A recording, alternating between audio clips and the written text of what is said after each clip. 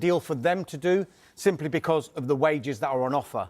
However, if you look at the relationship between Manchester United and Borussia Dortmund, it's quite good. Because last season, you'll remember, they all organised the deal whereby Jadon Sancho went from Old Trafford to Borussia Dortmund. And look how well that worked out for Sancho. And in the end, look how well that worked out for United and, of course, for Borussia Dortmund as well. As far as Rashford's camp is concerned, we do know what's been happening. All of the communication so far has been done via them. It hasn't really been club to club yet. And they have been speaking to clubs in Italy, to clubs in Spain as well. As far as United are concerned, if they are to allow this guy to leave, they would prefer a straight loan. Get him playing football, get him to raise his market value, and then they can reassess Marcus Rashford's future in the summer. And while United accept that any kind of loan deal will involve them paying a huge portion of Marcus Rashford's wages, we'll talk about this a bit later on, but there are certain ways you can do these kind of deals where you can incentivise the wages, incentivise the performances, whereby the club who's allowing someone like Marcus Rashford to leave can still get good money for him. James, does Rashford need to go abroad? Is that going to be better for him than staying here, playing for another Premier League club? I think you'd have to say yes, really. It feels like it's a player that just needs rejuvenation in his life. He needs a fresh start. He needs a fresh focus. A lot of attention here in the UK, as we know, by the British media. We're talking about him here. He's filled the back pages for weeks now, it feels like, certainly since he decided to do that interview with Henry Winter. The opportunity to go abroad seems like that's a right fit. AC Milan, as Dharmesh mentioned originally, are interested in him, want to do a deal for him and have an opportunity to sign him. They've got an opportunity to sign one UK or Albanian player in this window. Now, that sounds really strange, but that's all down to non-EU players and Serie A regulations that they have. They can only make a certain amount of signings. So per season, normally they can sign 3 non-EU players plus one player from Britain or Albania. Now, that varies depending on what clubs have, how many non-EU players they've got in the squad already. So for AC Milan, for example, they made 2 signings in the summer. That was all they could make. They've only got this one little signing available to them, which is a British player. Hence why Marcus Rashford is one of the names mentioned. And it seems like that would be a good fit for him. So if it is Marcus Rashford to Milan, where does that leave Kyle Walker? Well, what I was saying there, it means Kyle Walker won't be going to Milan. And it feels like AC Milan now are focusing their attention on a forward and on potentially bringing in Marcus Rashford. There isn't room for 2 British players. Now, I mentioned the regulations.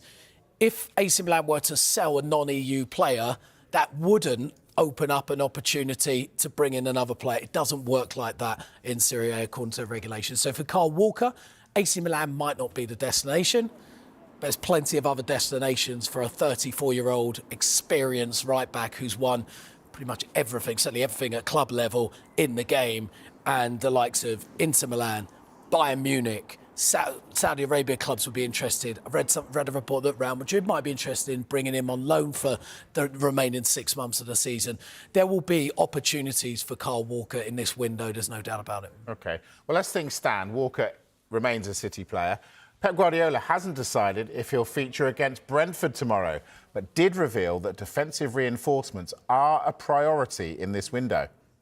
Just on Kyle Walker, is there any update at all? No. And is he going to be included in your squad for tomorrow? No news. Will he be in your squad tomorrow? Oh, we'll decide after training. If he doesn't play, who plays right back? Rico? I said what I said. I don't going to add anything else. I don't have any news, so it's Brentford in my mind. Again, the development since I last spoke to you about this is that obviously what's happened with Kyle and potentially leaving. Does that mean that defensive reinforcements for you become the priority this month? When we are from the beginning of the season, it was the back in the middle, yeah. There's a position up front. We are more or less okay. But back all the season, we struggle a lot, yeah.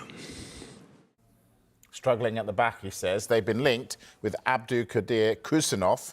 What's happening with that deal? Yeah, we understand he's due to arrive in the UK to complete this deal, a deal worth around £33.5 million. 20-year-old defender Interesting with him. In 2023, Lon signed him for €100,000. They're potentially selling him for 33.5 million. Incredible profit, a young player. It's probably not necessarily a signing for right this second. Having said that, because of City's injury issues, the likes of Ruben Dias, John Stones, even Akanji, Ake, both have injury issues this season. There certainly could be opportunities for game time, but this is one that looks to be someone for the future. And that's something, look, we're going to see a lot of from Manchester City. We talked about bringing in a forward in Mamouche, talking about a centre-back, a young centre-back. This is a period now for Manchester City where they're going to have to change their squad around. They're going to have to just said rebuild. he wants people in the middle. He wants midfielders as well. That's going to have to be next on the list as well. And when they're missing, you know, we were talking about it earlier, any club missing a player like Rodri, there's a glaring hole in that centre of the park. And there's a lot of experience in the Manchester City side, but there's also a lot of age on the other side of probably where Pep Guardiola wants his squad to be. So again, if they manage to get Mamouche over the line, if they manage to get Kusanov over the line, there's still plenty of time in this window, and Manchester City got plenty of funds still to spend, and a midfielder will certainly be an area they'll be looking at. Definitely keep an eye on that. What about, let's go back to Manchester United. Anthony, is he leaving? So we told you last week that clubs from Spain and Greece had approached Manchester United over the potential signing of Anthony. We think it would probably be a loan deal at this stage. Well, I can tell you that the clubs that we've been told now are Real Betis and Olympiacos, who have made those inquiries. Now, in fairness to Anthony, he's actually been featuring in nearly all of Ruben Amorim's squad, but he still hasn't started a Premier League game under Ruben Amorim. But not just that, he hadn't started a Premier League game under Erik ten Hag this season. So it seemed like Manchester United were edging towards, let's see if we can do some sort of deal to raise the market value. Clearly, United are not going to get anywhere near, if and when they decide to sell him permanently, the 80-odd million pounds that they spent on him to Ajax, 2 summers ago. That simply isn't going to happen. But it's clear now that they will consider offers for Anthony. As I said, the most likely idea would be a loan. And it's interesting because Real Betis have recently sold one of their wingers, Hassan Diao, to Como, which is why there might be a space and Anthony could be the one to fill it. James, I want to talk Aston Villa. What are they up to? Yeah, Aston Villa making moves, shall we say, in this window. Daniel Marlon, actually, news reaching us earlier today. I'm just going to turn my page over. Borussia Dortmund actually posted this on their social media. They announced today that he's not part of the travelling squad for their next game against Holstein Kiel, and that's tomorrow night. They say they've allowed the player to leave for talks. Now, we understand that Aston Villa have agreed a deal to sign the forward from Borussia Dortmund in a deal worth around £20 million. 25-year-old Dutchman has played in 14 Bundesliga games this season, appeared for the club in the Champions League, 5 goals this season. You feel like it's a signing that Unai Emery would be looking at to get into the squad and certainly offer competition for places on those wide areas. But, yeah, big move for Aston Villa straight away in the window, trying to get the deals done as early in January as they possibly can. I'm just picking up what James is saying there. While Daniel Marlon could be on his way in to Villa Park, we're still waiting for confirmation that Jadon Philogene has officially left Aston Villa for Ipswich Town. Now, Ipswich still remain hopeful of completing that deal. We were expecting it to go through last week, but there's still, I'm told, some details to be ironed out before that deal can be formally rubber stamped. He's passed his medical already. He did that last week. He's already agreed terms on a 4.5-year contract. The fee is worth over £20 million, including performance-related add-ons. And this is a player that there's been a long-standing interest in. Ipswich actually agreed a deal with Hull City in the summer, and they thought they were going to get him then.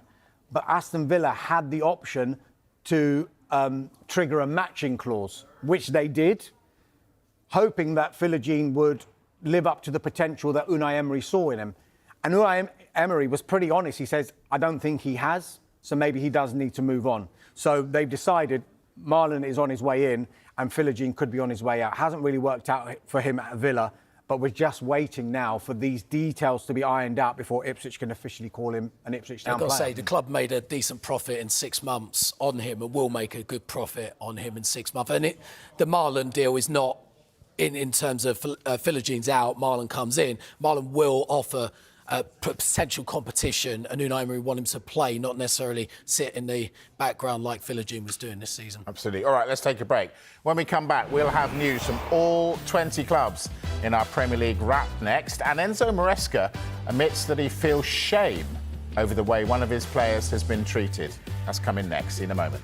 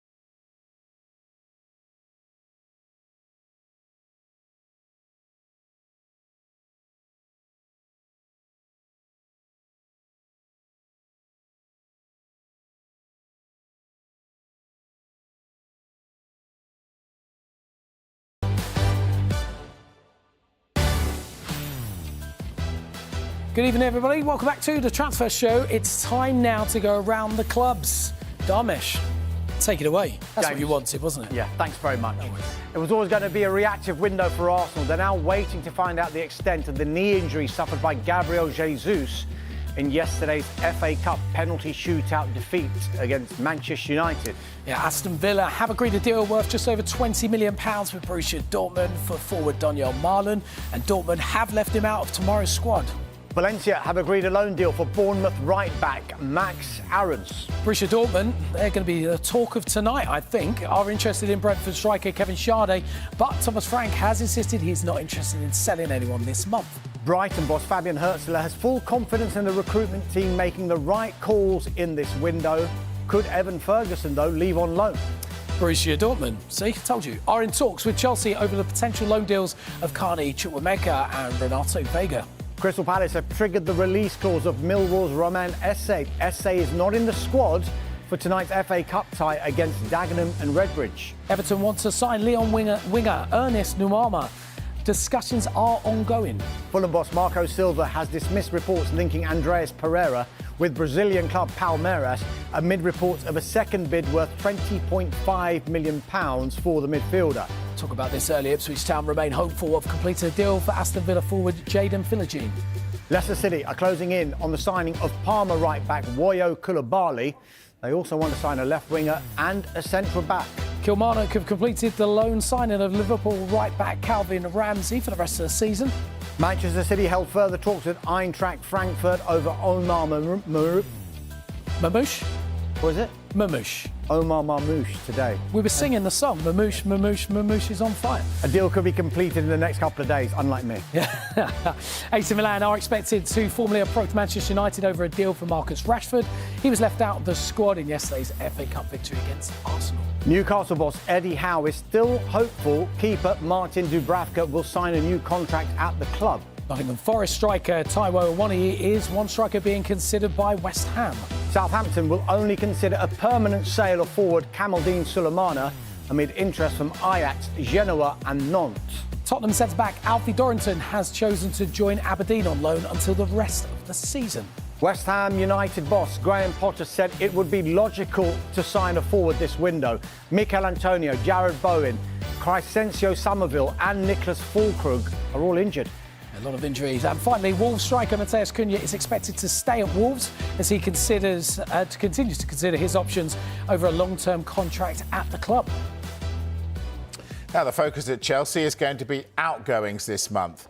Ben Chilwell and Renato Vega, two who could leave. Here's Enzo Maresca. Chilwell is top fullback, probably doing that kind of job up and down, and give him the opportunity in the past to win titles, to be with the international team.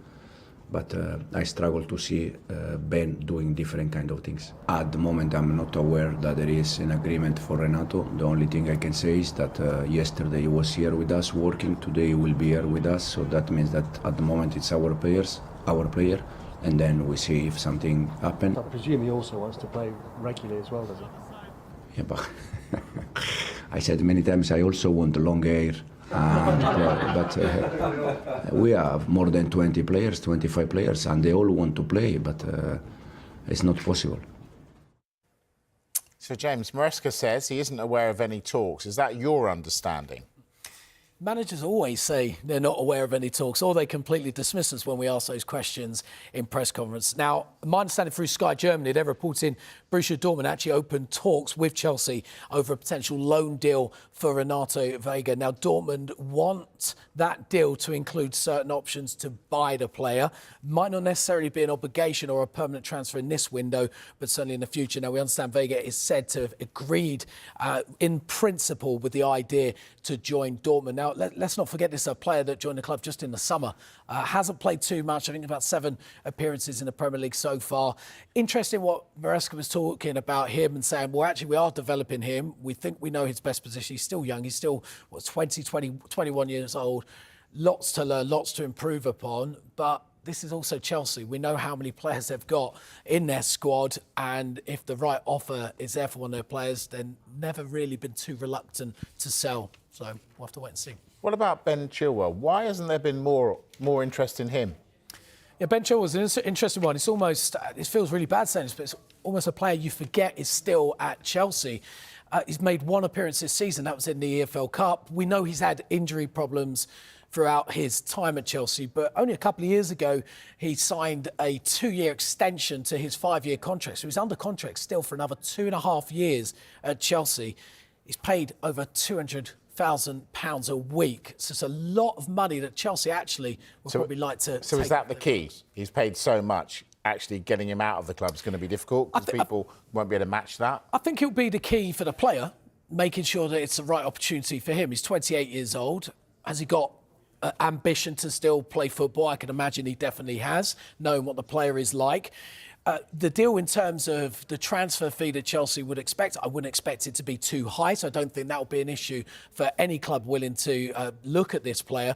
But it's a player that Enzo Maresca, you heard him in his press conference, he wasn't particularly complimentary, really. He said he feels a shame about it, but then went on to say all he pretty much does is go up and down, which to me sounds pretty disrespectful from a manager to one of his players. You say that, but for journalists, when we're at press conferences with Enzo Maresca, you know, if you ask him a question, he's going to be completely honest. And he's maintained from the start when he's been there, with the massive squad that he's had, he's almost said, I've got 2 sets of players that I need to keep happy. But there are certain players that aren't going to have a future here. So it's clear, and it happens in football. Those players will have to get moved on. Now, with regard to Ben Chilwell, because Chelsea have made it clear that they're willing to let him go, if you are then a club that wants to bring in Ben Chilwell, you can just say, well, we can probably get a good deal here, because you're talking about the wages that Ben Chilwell is on. If a club wants to go in with a loan deal of some sort, they'll think, well, you can stump up the majority of the wages, because whatever we pay will be less money than you're paying at the moment. So, you know, they could go in with a cheeky, we'll take him on loan, but we'll pay 30% of the wages. Can you cover the rest? And Chelsea, because they want Chilwell out, might have to consider offers that they might not have had to consider a little while ago. But because the squad is in the state that it's in, and Enzo Maresca is now streamlining it to what he wants, and he's decided these players are just not going to have a future here, that's what's going to happen for Chelsea now. There's going to be a situation where they're going to have to do deals that maybe aren't really that beneficial to the club, but in the longer term, it will help them out. I think for a new manager, bear in mind, he's still a new manager at Chelsea. He's come in, he's got quite a bit of power he's been given, a lot of responsibility. But he's also going well. He's going well, so he's earned that faith and trust that his decisions actually are working in which personnel he wants into the side in which he doesn't. So, yeah, there's no surprise really to see that Ben Chilwell won't necessarily... Who was that Chelsea player who was there for years they couldn't get rid of? Winston Bogarde. That's it. Loved him. Right, we're going to take a break. When we come back, has the last week changed Arsenal's plans for the window? And could Tottenham and Manchester United miss out on a forward? That and more to come. See you in a moment.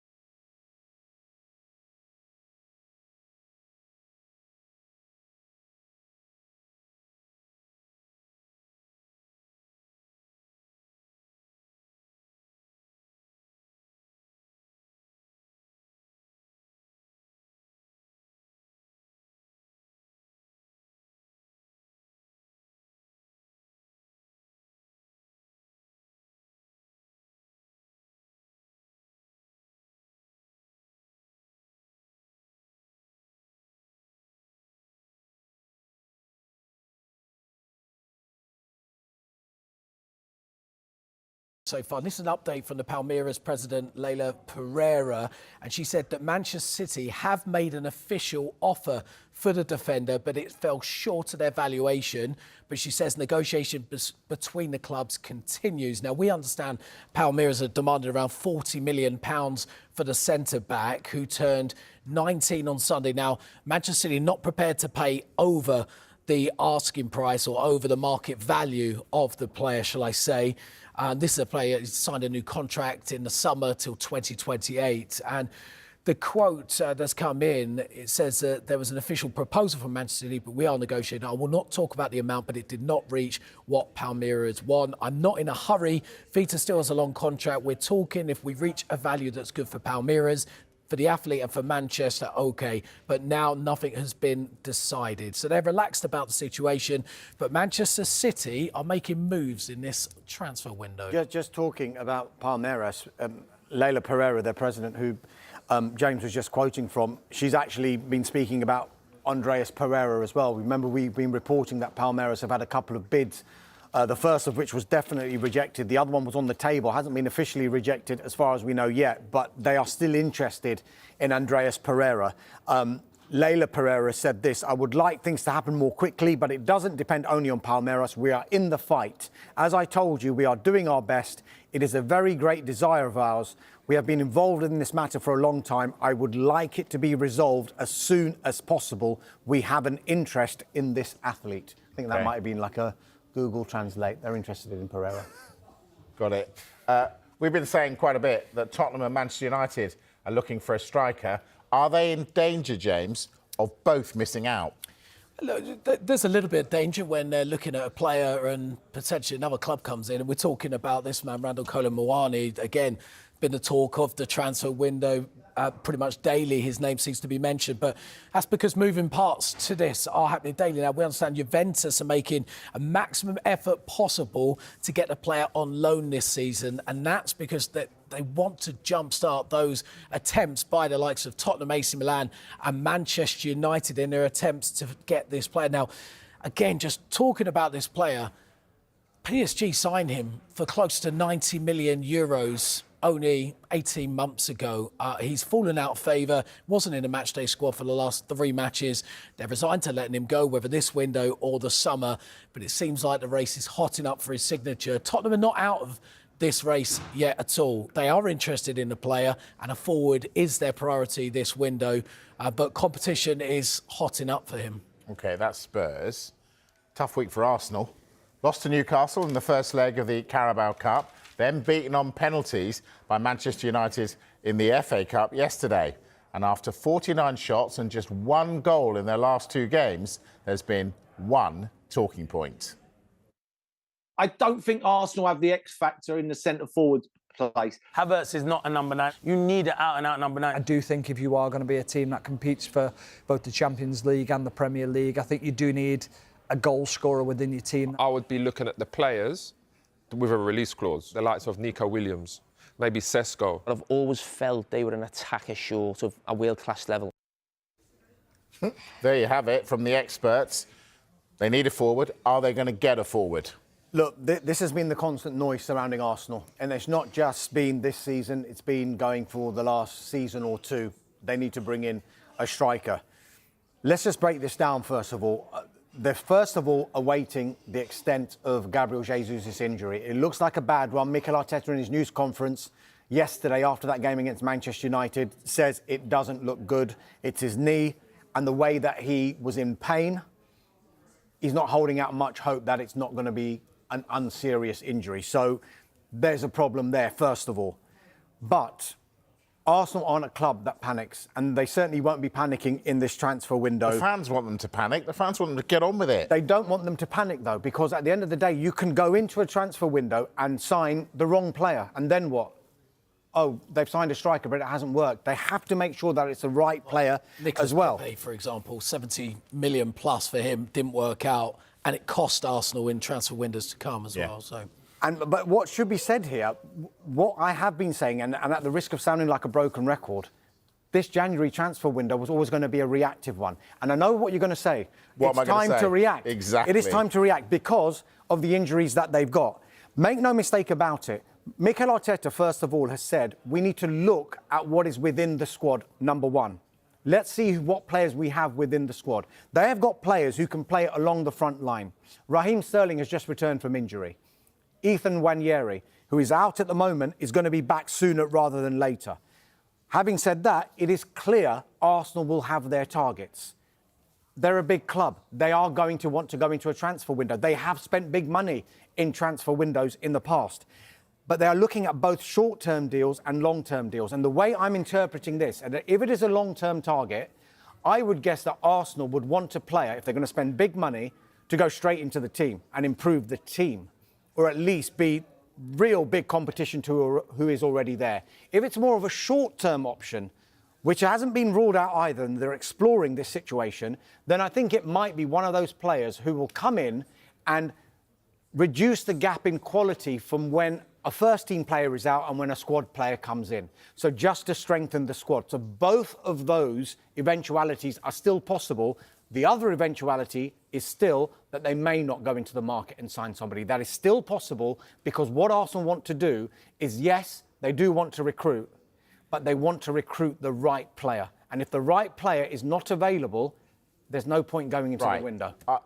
Listen, after last night, Arsenal fans going absolutely berserk.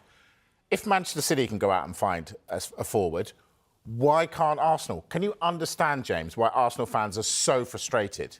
Completely understand. If you look at Mikel Arteta's track record since he's arrived at the club, Gabriel Jesus, the only out-and-out striker, and technically you'd probably say he's not necessarily a full-on striker, is he? He plays out wide a lot, so he hasn't really done that. He's bolstered his squad elsewhere. Now, what I would say, look, to counteract a lot of the talk at the moment, last season at Arsenal, without a striker, so to speak, scored 5 goals fewer than Manchester City, who had the most lethal striker in the Premier League. Season before, 6 goals fewer than Manchester City, who won the league.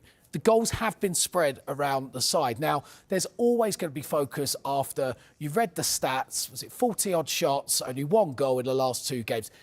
It's not great. It's not a great record, but Kai Havertz, yes, OK, he's had a difficult week, so to speak. He might not be necessarily that number 1 striker, but he still scored 7 goals this season. Let's talk about Benjamin Sesko. He scored 7 goals this season as well. So it goes back to what Diamond says about the right player. All Arsenal fans will want a striker. Absolutely. They want that clinical player. And actually, the word clinical is something that Mikel Arteta has spoken about so much, particularly over the last couple of years. And every time I've sat down and spoke to him, it always crops up. And he always demands out of his players to be more clinical. They have proved over the last couple of seasons they've done that pretty well in comparison to Manchester City. This year, it seems to be just highlighting it that much more. But wanting a striker is one thing. Getting a striker is a completely different thing. And again, do Arsenal fans want Arsenal to rush this and just grab someone in? But it's not a rush. This has been window after window after window. We've spoken about Arsenal getting a striker. They will be looking at that. This will be in their plans. As Dharma said, they do have long-term plans where they're constantly reviewing and looking at the availability of certain players. Now, that might be a Victor Gyökeres, who's lighting it up for Sporting, potentially looking at his next move, but that unlikely will be this month. But if they're getting word that maybe a player like Gyökeres is available in the summer, they're going to wait until the summer to get him. So there needs to be an element of... a better chance of winning the Premier League. Manchester City, who've dominated it 6 out of the last 7 years, are off it. Arsenal fans must be thinking, this is our chance, get someone who can stick it in the net. And they haven't done it. Totally agree. If they can do, they will do. But if that player's not available and they can't get the deal done, then they can't get the deal done. They certainly should be trying, though. I totally agree with you on that. They should be trying. They have got an opportunity, and they are trying. There's no doubt about it. Yeah, we're not saying they're not dipping into the market. Arsenal aren't just sitting there. Just let the transfer window elapse. We're not looking. Of course they're looking. Every big club looks, but at the end of the day, when a season finishes, no club worth their salt is going into the summer thinking, do you know what? Let's go massive in January. They don't do that. They look summer transfer windows 1, 2, 3 years ahead. And that's what Arsenal will be doing. Let's not forget, when Mikel Arteta came to the club, they were finishing 8th in the season he arrived. I think 8th in his first full season. Tottenham pipped them to the Champions League the following season. everyone was up in arms. He's turned them into title challengers. And now, yes, the argument is, what is the next step? Is it to get a striker? And it could be. It could be something else. Because the way that Arsenal play, you might say, well, Erling Haaland, you stick him in the team and Arsenal win the league. That's one argument. That could happen. It could happen. I'm not saying that that's guaranteed to happen because Arsenal and Mikel Arteta have decided to play in a certain way. So if Erling Haaland, as Roy Keane is highly critical of Erling Haaland sometimes, yes, he's the best finisher he's ever seen. But build-up play, it's very important for Mikel Arteta and the players who play in that front three. So all of this will have to be taken into consideration when Arsenal are looking at the players that they want to recruit for the club. Yeah, because the forward for Arsenal works incredibly hard for the team. They lead the press from the front. Which Havertz does, doesn't he? Which Havertz does very, very well. So that works, and that's why he fits the system. So that's why an Erling Haaland might not necessarily work at Arsenal, which to some people might sound really strange. But actually, Arteta needs his players to be working from the front. And we know Erling Haaland doesn't necessarily do that too much, certainly consistently throughout the game.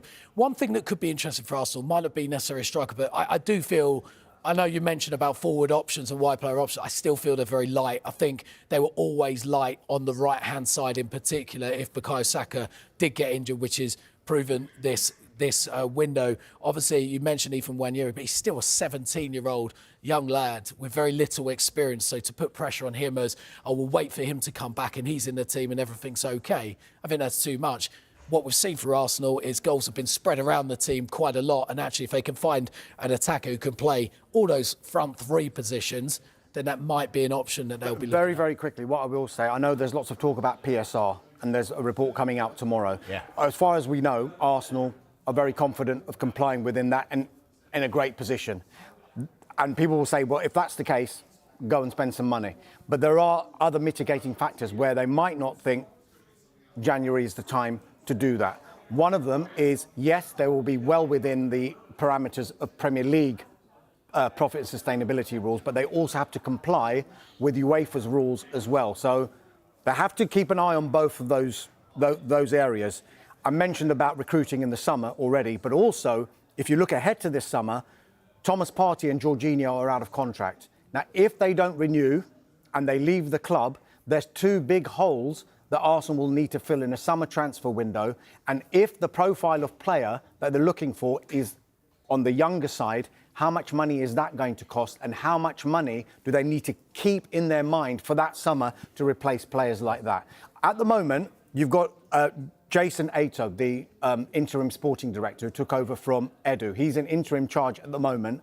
He is in the frame for the permanent role, but that process, as it stands, is still ongoing. So a little bit up in the air with that side of it, but to say that Arsenal aren't looking, they are. Is it a case of are they definitely going to go and get a striker in this January transfer window? If the deal is right and the player is right, they will. Otherwise, I'll wait till the summer. James, I've got to go for a break. Go for the break. We'll talk about it off camera. Right. We're going to hear from a couple of managers next. Graham Potter of West Ham and David Moyes at Everton. What are their plans for the window? See you in a moment.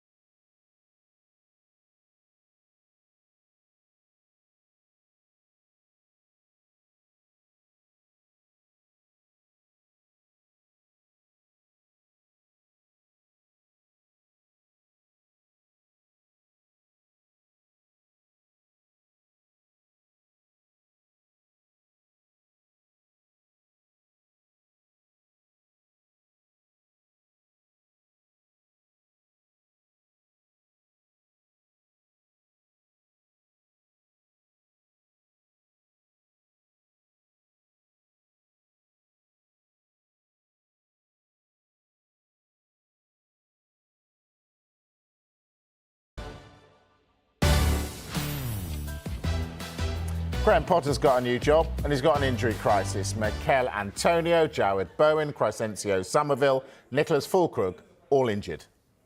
I wouldn't say imperative. Obviously, with the situation with Mick as well, there's certainly a logical rationale to do something. But again, it's not quite as simple as that. You're being linked, obviously, with a number of players in the window. I know you won't talk names, but Evan Ferguson is a striker. But you're going to ask me names. You gave him his debut, and he's not played much. Could he fit the bill for you? Well, again, he's a player that's not a West Ham player, and until he's a West Ham player, I won't speak about anybody. We've got enough good players here, and they're my focus at the moment. Jeremy, nice try though. And that applies to Dewsbury Hall as well. It does. One player who isn't yours, so I don't know what you might say about him, but one who is. Nothing. Okay, Marcus Rashford maybe has been linked with the move here. Okay. Okay, fine. Well, he's not giving us any names. Dharmesh, give us some names. I mean, he was posed the names, a couple of them. Marcus Rashford, I think the information we have on that, yes, there's an interest, but they just want to be kept abreast of any developments with regard to Marcus Rashford. It looks a very difficult and unlikely deal to be done there. Evan Ferguson is the interesting one. As Jeremy Langdon posed to Graham Potter, he actually gave Evan Ferguson his debut. The issue at the moment is Evan Ferguson's out injured just now. He's going to be out for a few more weeks. And Danny Welbeck has just returned from injury. João Pedro, we don't know when he's going to return. I just wonder if both Welbeck and Pedro are fit by the end of the transfer window, whether Brighton might consider Evan Ferguson getting more regular first-team football and whether West Ham are still in for him. The other name that they're interested in is the Nottingham Forest striker, Taiwo Awoniyi. Now, there's been no official approach or offer yet, but he started just 2 Premier League games this season. He's got a contract until 2027. And as you saw from Graham Potter there, because of all these injuries, he says it would be logical for West Ham United to go into the market to try and bring in a striker. James, I want to talk Everton with you. David Moyes obviously got the job. Surely he took the job with some sort of understanding he'd be able to get some players in. Is that your understanding? You'd expect that to be the case when a new manager comes in, but we know Everton's issues in terms of PSR. But we do know they are interested in winger. Goal scoring's been the big thing that they've got to try and rectify, and David Moyes has got to come in and try and do that. They've really been struggling in front of goal. I think 15 goals only in the Premier League. Lyon winger Ernest Nuama, as pronounced that right, is someone they were interested in the summer. That could be a potential deal that they might be looking to make, but it's going to be really tricky for them in this window. But you can imagine David Moyes has been given some assurances that there's something there to improve the squad, whether on a permanent or whether on a loan deal. James Green, transfer show debut. Thank you very much, Dharmesh Sheth. I won't say old hand, senior experienced hand, Dharmesh Sheth. That's all from the transfer show today. We are back tomorrow, of course, at 5 and 7. And now, coming up on Sky Sports News, much more on Tyson Fury, who says he's done with boxing. But is he?